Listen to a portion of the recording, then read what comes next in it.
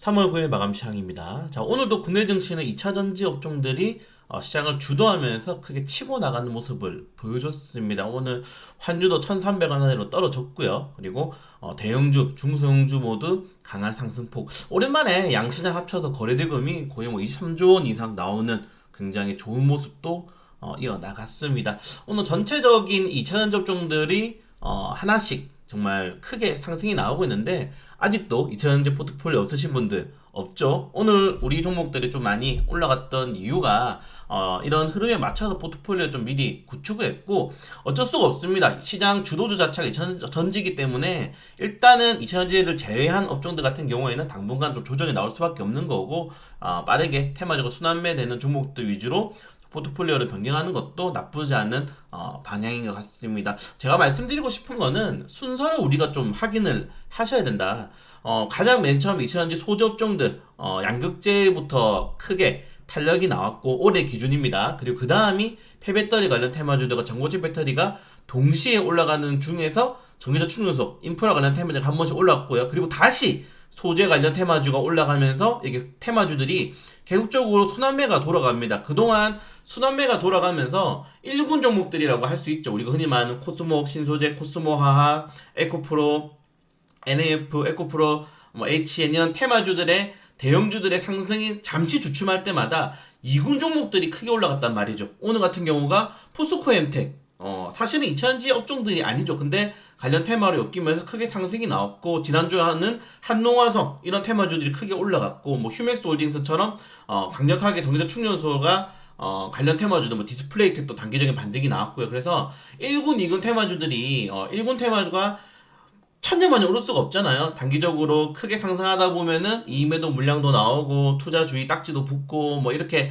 흐름이 나오기 때문에 2군 정도까지는 내가 포트폴리오에 들어가는 것은 오케이. 근데 3군까지 내려가는 건 좀 아닙니다. 3군까지는. 그래서 2군 업종들까지는 내 포트폴리오에 넣는 거는 나쁘지 않다라고 생각되는데 3군 업종들을 가져가시는 분들 그러니까 지금 갑자기 막 이 전고체 같은 거 검색해 보면은 갑자기 전고체 사업 준비한다, 뭐 전고체 배터리, 뭐 계약 이런 종목들 나오잖아요.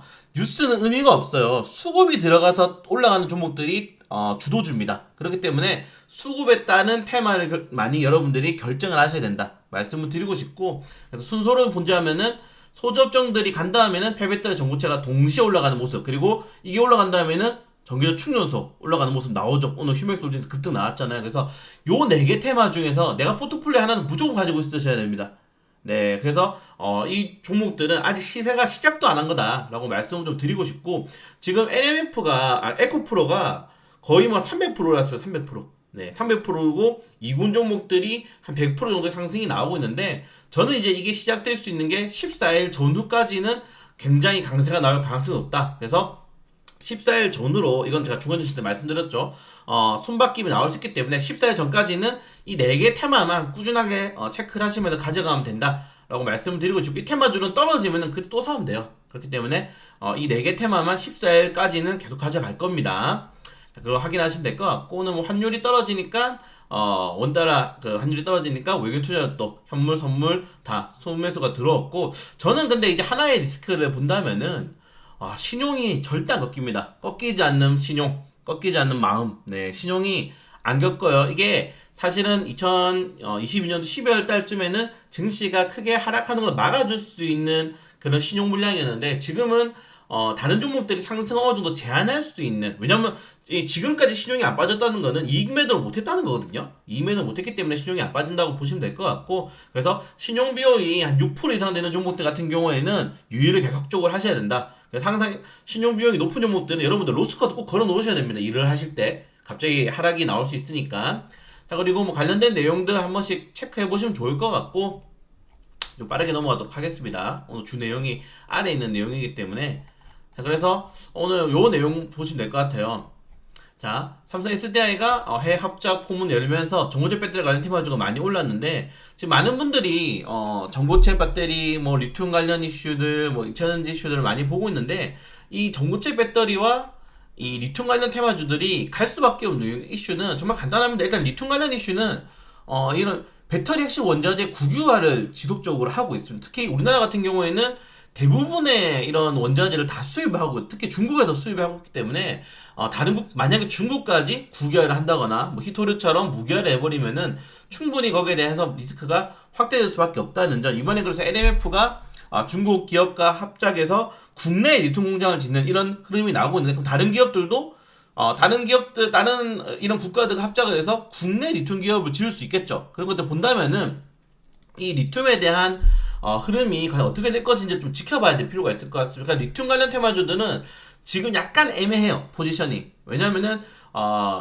중국 CATL 런더사이에서 리튬 반값 세일 하겠다, 지금 리튬 치킨 게임 들어가겠다라고 발표한 다음에 리튬 값이 폭락을 했습니다.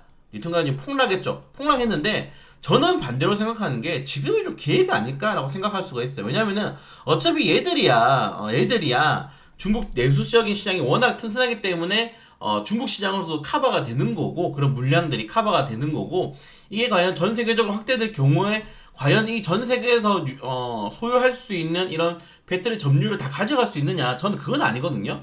왜냐면은 전 세계적으로 이제 엄청나게 많은 리튬이 필요하게 될 겁니다. 그래서 지금 저는 리튬을 반값한 다음에 시장을 확대하고 나중에 다시 가격을 올리겠죠. 네, 올리기 때문에 저는 오히려 지금 리튬을 사야 될 타이밍이 아닌가, 좀 그렇게 말씀을 드리고 싶어요. 그래서 포스코엠텍을 저는 동행매매로 추천을 영상에서 해드렸고, 그래서 리튬 관련 테마주들은 지금이 오히려 단기적인 조정 구간에서의 좀 매수 타이밍이지 않나 라고 좀 말씀을 드리고 싶고, 그리고 아까 말씀드린 것처럼 전고체 배터리 관련 테마주들은 요 배터리 관련된 이슈 보시면 알겠지만은 여기에 지금 전고체 배터리는 하나도 없습니다. 그냥 시장이 아직 확립이 안 됐어요. 확립이 안 된 시장이고, 전고체 배터리는 제가 기술의 정점이라고 말씀을 드렸잖아요. 기술의 정점.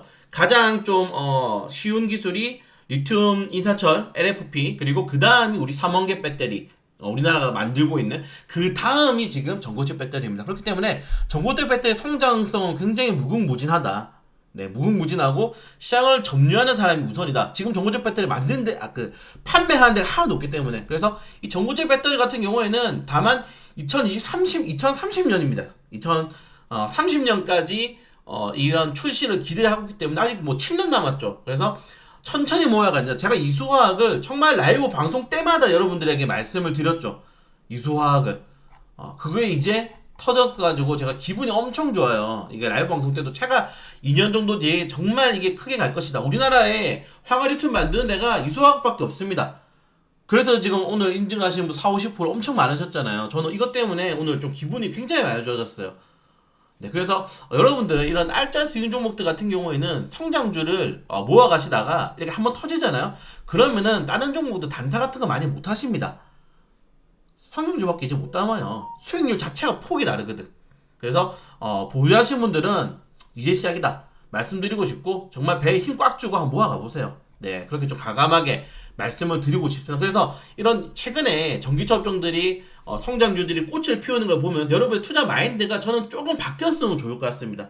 너무 우리나라 시장이 변동성도 높고 테마주 장세기 때문에 짧게 보고 다른 종목과 비교하고 그런 게 아니고, 내가 산 종목들의 명확한 테마와 이슈와 거기에 대한 기대가 있으면은 모아가는 거죠. 월급의 5에서 10% 정도를 모아갈 수 있는 종목들 여러분 포트에 넣는다면은 정말 그거를 여러분들이 말 그대로 투자를 하는 거기 때문에 그런 투자를 많이 하셨으면 좋을 것 같습니다. 저는 이런 투자를 굉장히 선호하기 때문이죠. 그래서 리튬, 아까 말씀드린 것처럼 리튬이라든가 위에 말씀드린 것처럼 전기차 충전 테마주, 제가 오늘 말씀드렸죠. 이 테마주 휴맥스 홀딩스 같은 경우에는 지금부터 한 2배 정도 보는데 충분히 보실 분들은 홀딩 하시면서 월급 들어올 때마다 모아가 보셔라. 충분히 메리트 있다라고 말씀드린 것처럼 이 4개의 테마주들은 앞으로의 성장성이 기대가 되는, 근데 소재는 좀 많이 올랐기 때문에 제가 폐배터리, 전고체 배터리, 전기차 충전소로 최근에 추천을 꾸준하게 장전시장에서 말씀을 드리고 있는 겁니다. 네, 그래서 성장주에 대한 여러분들의 좀 인식이 많이 바뀌면서 잘 모아가셔서 이렇게 터지면서 좀 수익을 크게 보시는 분들이 많이 나왔으면 좋겠어요. 그렇게 되면은 단타는 쳐다도 안 보게 됩니다. 단타 해가지고 5, 6% 먹으면 뭐예요? 내가 월급 모아가지고 비중 30%짜리가 막 3, 40% 올라오면 그게 진짜 말 그대로 수익인 건데. 네, 요런 정도까지 좀 말씀을 오늘 좀 드리고 싶고요. 그래서 오늘 시간에 다니까도 리튬 관련 테마도 올랐죠. 저 리튬 관련 테마도 충분히 공략 가능한 구간이다. 최근에 좀 많이 떨어졌기 때문에 다 말씀을 좀 드리고 싶습니다.